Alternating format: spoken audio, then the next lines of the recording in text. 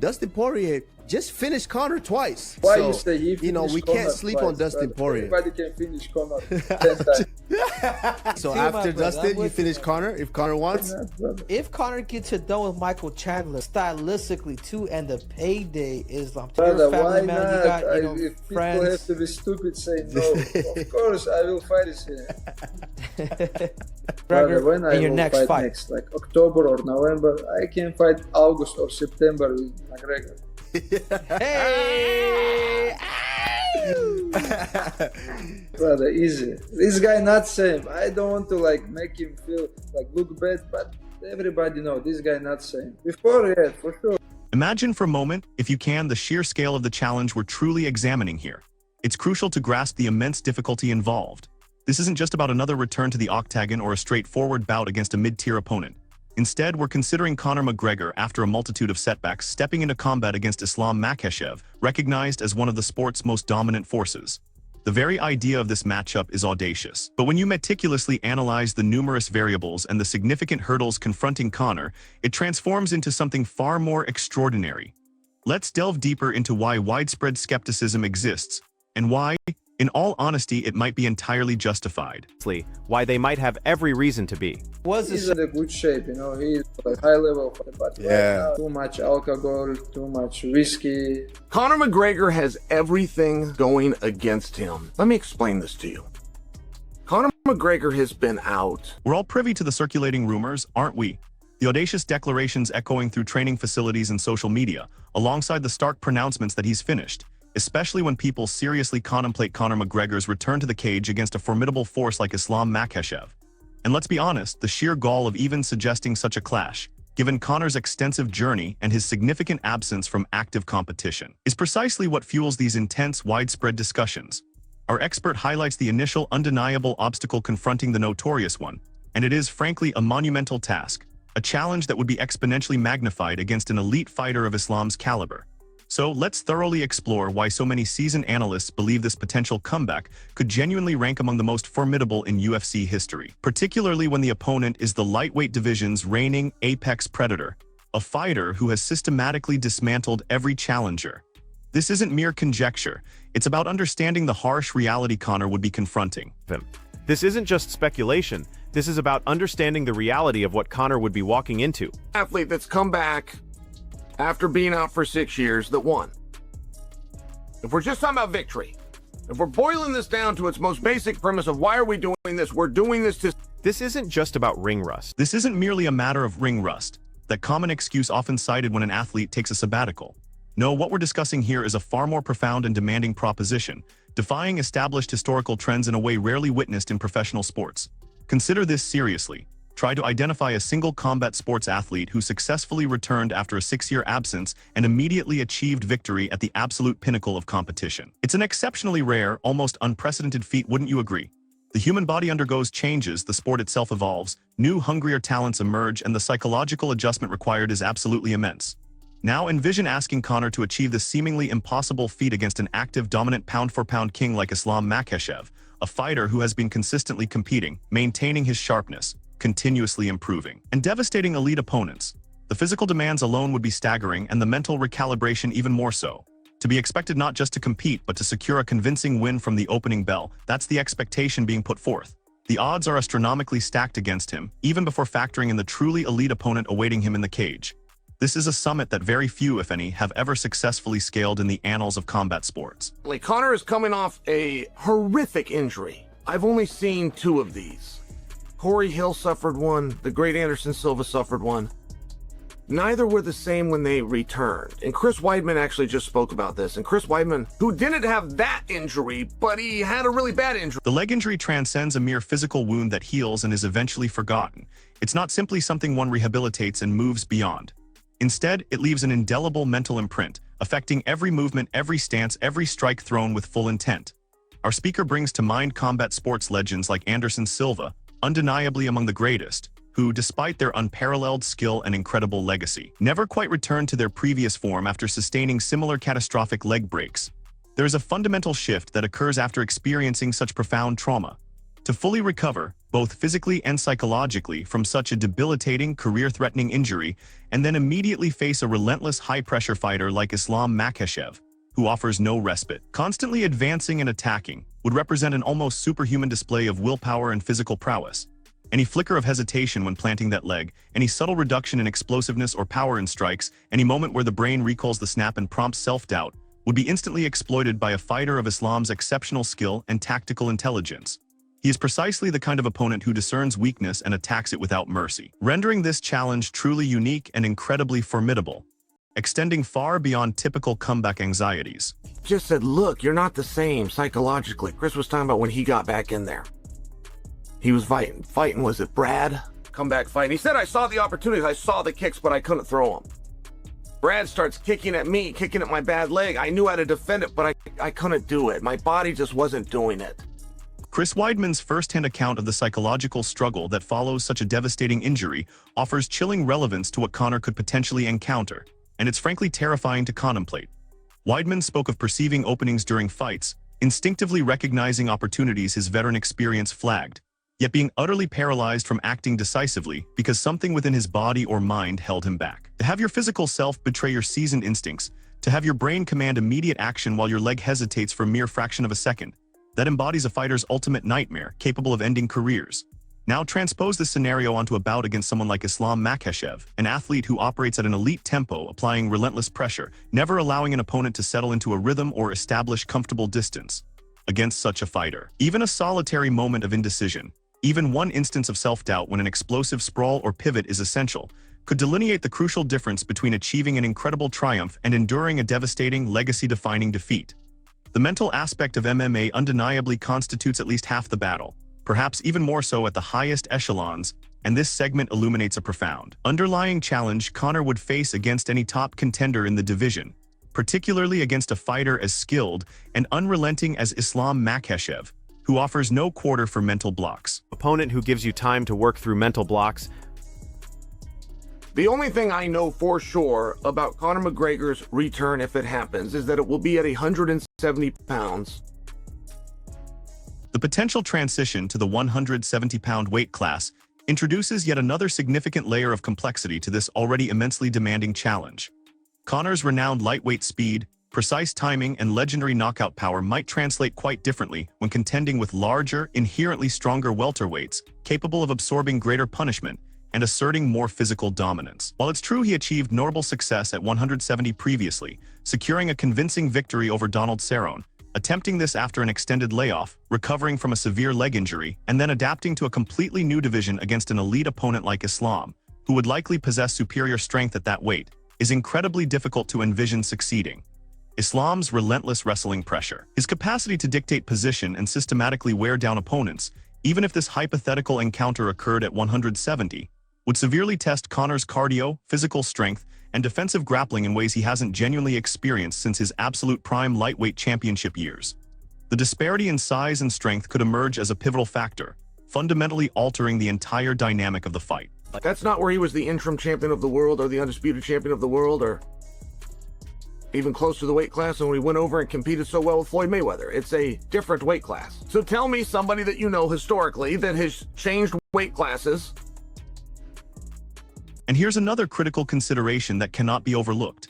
The historical lack of success for fighters attempting to switch weight classes, especially after enduring a prolonged absence from competition, serves as a stark warning about the inherent difficulty. This isn't a mere tactical adjustment implemented during a training camp, a slight tweak to one's game plan. Rather, it represents a complete, fundamental alteration in dynamics, in the sheer power encountered, size of opponents, and potentially necessitating entirely distinct strategies and approaches. Should Conor somehow face Islam at 170 pounds, he wouldn't just be battling a new, extraordinarily skilled opponent standing directly before him. He would also be contending with the lingering shadow of his past weight class dominance, striving to reclaim what made him exceptional at 155, all while simultaneously grappling with a physically larger, equally adept, and incredibly well-rounded adversary in the present moment. This injects an entirely new dimension of uncertainty, another monumental variable into an already audacious comeback attempt that seemingly defies logical expectation. Each individual factor exponentially compounds the overall difficulty. That seems to defy logic. Every single factor compounds the difficulty exponentially. You got a guy coming off a catastrophic injury, that's been out for 6 years and is fighting in a new weight class. I'm suggesting for you, you can't find me an example of a guy that had to deal with any one of those three things. Considering any athlete who successfully navigated even one of those three formidable challenges, it's clear Conor is facing all of them simultaneously. This entire discussion powerfully emphasizes the monumental, truly immense task Conor would confront if he were to step into the octagon against Islam Makhachev under these unique circumstances.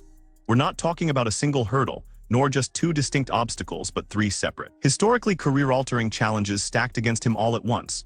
Each one of these factors in isolation is typically sufficient to derail a promising career or completely extinguish championship aspirations. Yet the confluence of all three operating against him concurrently creates an unprecedented scenario in modern MMA history. For any fighter, let alone Conor, to even compete effectively under such conditions, let alone secure an actual victory against elite competition, specifically against a fighter of Islam Makhachev's exceptional caliber, someone repeatedly proven against the world's best, Conor would genuinely have to defy all logic, statistical probability, and historical sporting precedent just to be competitive.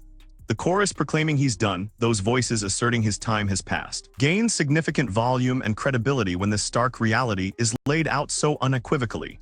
Here's the only. He is the only star in this sport. Whatever he does, we're going to watch. If it's a press conference, we'll be watching.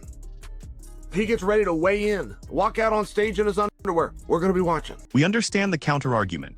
It's Conor McGregor we're discussing, after all, the most monumental star the sport has ever produced. Naturally, from a business standpoint, such a fight would be a massive success, generating unprecedented interest. The speaker touches upon a fundamental truth regarding McGregor's standing in the sport. He is the undeniable star, the unrivaled draw, a figure who transcends conventional promotional norms. His ability to attract pay-per-view buys and garner mainstream attention genuinely supersedes opponents' records, their ranking positions, or even what most would consider sensible competitive matchmaking. This is precisely why a hypothetical Conor versus Islam bout is so captivating to both fans and promoters, why it's a constant topic of discussion. It promises to be an enormous spectacle, a guaranteed blockbuster event, regardless of the specific competitive context or whether it aligns with standard ranking logic. However, and this is the pivotal point, while his star power undeniably guarantees millions of eyeballs worldwide, it offers no guarantee of victory inside that cage once the door closes against Islam Makhachev. The entire narrative fundamentally shifts from will people watch this fight to can Conor McGregor realistically survive and win against this caliber of opponent. The entertainment value is certainly present, no one disputes that for a second, but the competitive challenge is truly on another plane entirely, one that transcends mere promotion and hype for Conor. And the opponent for Conor does not matter. As long as Conor shows up, we have something here. The opponent is irrelevant. Whatever the projected viewing audience would be, whatever the projected live gate would be, does not... Whatever the projected live gate might be, it remains constant. It doesn't fluctuate based on. So now you truly evaluate the opponent, right? You seriously consider who Conor would be facing, and that completely reshapes the entire discussion. The notion that the opponent is essentially inconsequential when Conor fights, that it doesn't matter who stands opposite him because audiences will tune in regardless, is an intriguing perspective from a marketing standpoint. However, it's severely challenged when we consider a fighter like Islam Makhachev. While McGregor undoubtedly drives ticket sales and pay-per-view numbers simply by his presence, by merely announcing his return to fighting, the actual outcome against an active dominant champion like Islam Makhachev would be anything but irrelevant for his legacy and how he is ultimately remembered by history. This isn't merely a performance, not just entertainment and spectacle for casual viewers. No, it's a battle for reputation, for legacy, for the chance to prove if he can still compete at the absolute highest echelon, and Islam's name on that marquee fundamentally elevates the stakes in a profound manner. The perceived irrelevance of the opponent applies solely to the financial bottom line, to the business metrics and pay-per-view forecasts, not to the competitive narrative or what transpires when the fighters actually clash. That's precisely where reality starkly intrudes upon the hype. Which you weren't able to give me, and I asked you to tell me somebody that was out for 6 years and came back and won. You couldn't do it. I asked you to tell me somebody that had this level of a catastrophic injury that when they came back, they won, and you couldn't do it. I asked you to tell me somebody that steps back into a weight class which is not theirs and won, and you couldn't do it. All three of those things are now against Conor. This powerful summary forcefully underscores just how nearly insurmountable the challenges confronting Conor genuinely are. If this fight were to materialize, the inability to find historical precedents of success in even one of these individual categories, receiving virtually no comparable triumph stories, speaks volumes about the immense difficulty. Now, consider the cumulative impact of all these elements converging against a fighter like Islam Makhachev, who is currently in the prime of his career, competing consistently and widely regarded as the most dominant, suffocating grappler in the sport today. Islam doesn't just win his fights, he frequently neutralizes opponents entirely, makes elite competitors appear average, and systematically dismantles everything they do well.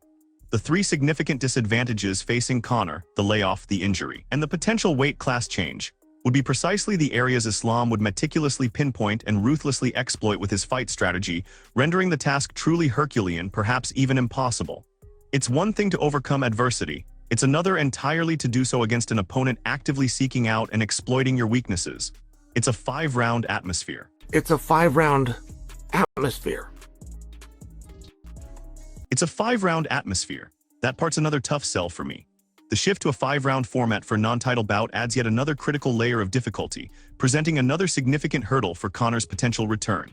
While fans undoubtedly relish longer fights and more time to observe their favorite athletes compete, enduring 25 full minutes against an elite, high-paced opponent like Islam Makhachev constitutes a brutal, unforgiving examination of cardio and resilience that very few can pass.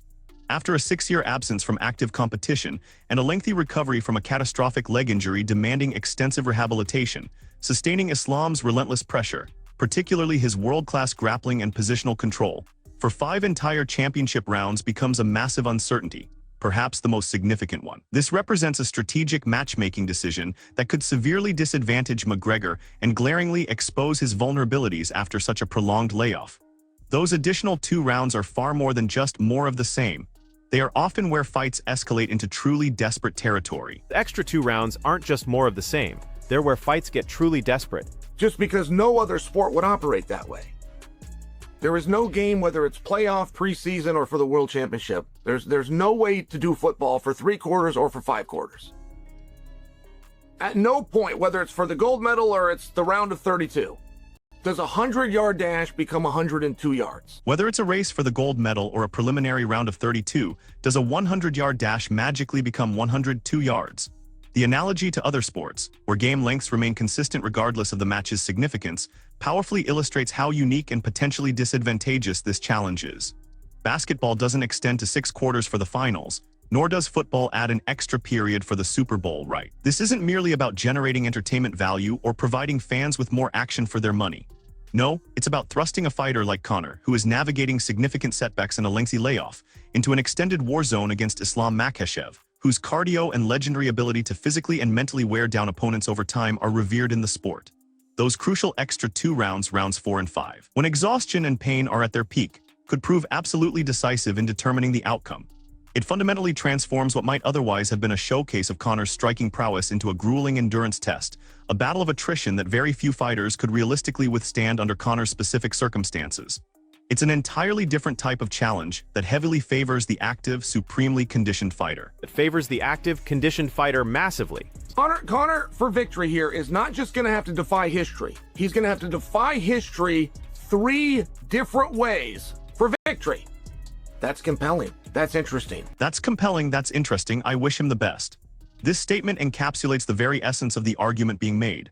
Conor McGregor isn't merely striving for a single victory, to have his hand raised and to add another win to his record. Instead, he is attempting to fundamentally rewrite sports history in 3 distinct, incredibly challenging ways, all within a single performance. The profound allure of a potential Conor versus Islam fight lies precisely in this seemingly impossible endeavor, in the sheer audaciousness of what he would be undertaking.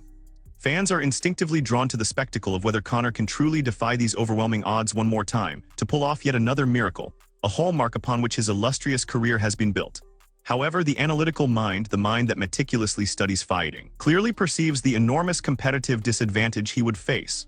This would genuinely be a battle not just against a phenomenally skilled opponent, but against the relentless march of time itself, against the physical limitations of injury recovery, and against a body of competitive history that overwhelmingly suggests such a feat is improbable. It is compelling precisely because it appears to be impossible. I'm very confused by this booking. And I think if we're going to tell the story of this fight, include the 5 W's of who, what, when, where, and why. We've got to be very straight, we've got to be very honest. We can't sugarcoat it and we can't pretend this is something that it's not. This is not a title fight. There's discussion that Conor would come in for the belt. This is not a BMF fight. There was discussion that it would be. This is not a rankings fight. Whoever comes out of this doesn't burst into the top 10. This is not an elimination fight. Whoever wins this goes and fights for the title. It's none of those things. Which Chandler does not possess. The dialogue concerning opponent selection, particularly the rationale behind the UFC potentially choosing Michael Chandler over Islam, illuminates critical aspects of the promotion's strategic thinking behind the scenes. It transcends merely staging a compelling fight that audiences desire, though that factor is certainly significant. It's fundamentally about cultivating future stars, crafting fresh narratives, and safeguarding valuable assets for the long term. While a hypothetical Conor versus Islam bout would undoubtedly be colossal, a guaranteed record-shattering blockbuster, the UFC might indeed hesitate if they don't perceive a tangible long-term promotional benefit for Islam, who is already the reigning champion and firmly established at the pinnacle of the division. Beyond a substantial paycheck, what does he truly gain from defeating Conor? This business-centric perspective introduces another intriguing dimension to understanding how such a high-stakes, legacy-defining fight might or might not ultimately materialize, irrespective of fan desires. Sometimes, the most anticipated matchups fail to happen for reasons entirely unrelated to competitive merit. Let's not pretend it is. Conor has put himself up against it, and he's done that a number of times, and he's proved to be a fighter. Conor has called his shots. He has claimed to have the death touch, that he will touch somebody and put them out. And from the beginning of his career, for the most part, it's exactly what he's done. This dissection of what the fight is not, what it doesn't signify, is absolutely crucial for a clear understanding of the situation. Should a Conor versus Islam fight actually come to fruition, should that matchup be officially announced, it would instantly transcend all existing criticisms and reservations. It would unequivocally be a legitimate title fight, or at minimum, a definitive #1 contender bout, a rankings fight with clear implications, an elimination contest laden with championship stakes. It would represent a fight brimming with immense meaning and profound consequences. The current uncertainty surrounding Conor's comeback opponent, who he will actually face, and the underlying purpose of the fight only serves to underscore the severity of the challenges he faces in re-establishing his relevance. If it's not for championship belt or direct title contention, if it's merely a money fight, it significantly amplifies the he's done narrative, making it even more potent and difficult to refute, precisely because he wouldn't even be competing for the sport's highest competitive honors. That detail speaks volumes about the actual state of his career right now. But he now has 3 seemingly impossible tasks. To come back from a catastrophic injury, to fight in a weight class which is not yours, and to knock the rust off after 6 years on the sidelines. And he's going to be asked to do all of those things. From the beginning of his career, for the most part, it's exactly what he's done. Conor's documented history of calling his shots, accurately predicting his victories, and wielding that fabled death-touch knockout power is absolutely legendary, and it's precisely why so many fans cling to hope despite all adversities. He has defied expectations before, repeatedly astonishing the world with his precision and devastating power, knocking out legends when no one believed he could. However, the expert reminds us of a crucial distinction. Those moments, those spectacular triumphs, occurred in an entirely different phase of his career, unburdened by the cumulative weight of a 6-year hiatus, unhindered by recovery from a catastrophic injury, and devoid of the uncertainties posed by a new weight class. Against an opponent like Islam Makhachev, relying solely on landing that death touch, on connecting with one perfect shot, evolves into an incredibly perilous strategy, essentially banking on a lucky punch. It pushes even Conor's renowned self-belief to its absolute limits, asking him to envision accomplishing something that history overwhelmingly suggests is virtually impossible. That death touch must connect, and connect early before all other factors inevitably catch up to him. But he now faces 3, and he's going to be required to accomplish all of those feats for 25 excruciating minutes. The concluding summary of Conor's 3 seemingly insurmountable tasks resonates profoundly, striking a powerful chord when we genuinely visualize him standing across the octagon from Islam Makhachev. Not only must he overcome a career-threatening injury that curtailed the prime years of other legends, not only must he shed 6 full years of ring rust and inactivity, and not only must he adapt to competing in a new weight class against larger opponents, but he must achieve all of this for 25 grueling minutes against the sport's most dominant grappler and a truly elite, active champion who has conquered every challenger placed before him. For many seasoned observers, for those who seriously analyze this sport, this combined challenge makes the prediction of he's done not merely plausible or reasonable, but terrifyingly probable, almost inevitable. It would stand as the ultimate test of heart, skill, and sheer willpower against overwhelming odds, defying everything history suggests is possible. This encapsulates the true reality of what a Conor versus Islam matchup would genuinely entail.